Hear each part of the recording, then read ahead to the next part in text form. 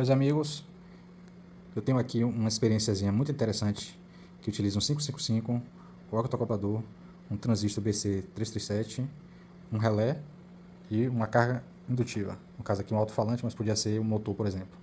O que acontece? Quando eu tenho um sistema de controle em que eu vou acionar uma carga indutiva, muitas vezes, mesmo com a presença do relé, eu não consigo isolar o sistema de controle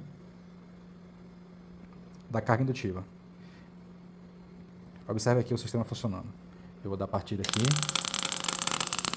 Vocês veem aqui o pulso na caixinha de som, na mesma frequência ali do LED. Vou tirar aqui o caixinha de som, você vê o relé em atividade. Vou botar de novo aqui a caixinha de som, normal fechado. Quando ela recebe o sinal, ela produz aí uma reação de acordo com a tensão, né? Qual é o princípio de funcionamento aqui? Veja bem. O 555 está gerando um pulso de onda quadrada.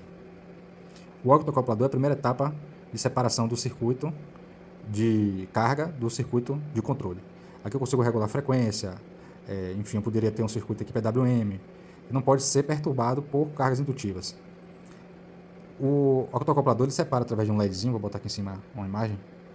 Ele recebe o sinal, ele vai mandar o sinal transistor, que vai dar um ganho de corrente, para poder acionar o meu relé. Acionando o relé, vou mostrar a penagem para vocês do relé. Eu aciono a minha carga, pode ser um motor, ou pode ser aqui no caso um alto-falante. O alto-falante tem uma bobina e tem um ímã. Quando ele recebe uma excitação, ele gera uma vibração. Porém, quando eu desligo, o ímã ainda continua em movimento, isso gera uma corrente contrária, que se não for separado do circuito de controle, pode danificar esse circuito de controle. Então essa é a função do octacoplador aqui. Lembrando que a fonte de tensão aqui é a fonte de tensão DC, e aqui pode ser AC, pode ser até 120, 220 volts aqui, né? A depender da capacidade do seu relé. Você pode ter até múltiplos relés para acionar várias cargas dessa forma e controlar. O esquemático que vocês estão vendo aqui em cima do vídeo, tá? Agora deixa eu comentar aqui sobre o relé. O relé tem esses 5 pinos. Esse pino dá, aqui olhando de baixo, aqui você vai ter as especificações dele, qual a tensão para ele fechar a bobina, geralmente 5, 12 volts, quanto de corrente ele aguenta, né? Um pino aqui, esse da direita, vai ser normalmente fechado. Esse aqui da esquerda, olhando de baixo, vai ser normalmente aberto. O que quer dizer que se eu deixar aqui, ele só vai abrir quando tiver o sinal. Esses 2 pinos aqui, de cima, vão ser ligados por um diodo e vão receber o sinal ali do transistor. E esse pino do meio vai ligado na fonte secundária, que geralmente é AC ou pode ser DC também.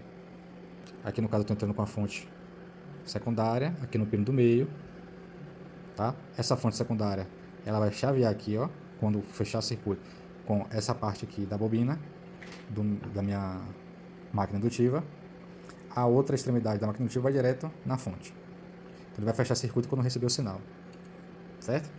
O transistor BC337 não tem mistério. Aqui a gente tem o coletor, a base e o emissor, de acordo com o diagrama aí em cima.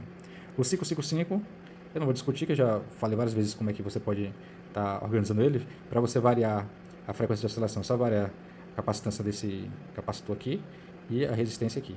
Você fazendo isso, ele vai mudar a frequência de oscilação.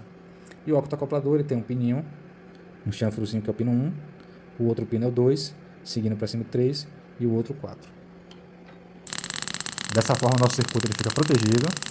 Você pode acionar qualquer carga indutiva numa tensão desejada, AC ou DC, sem problema.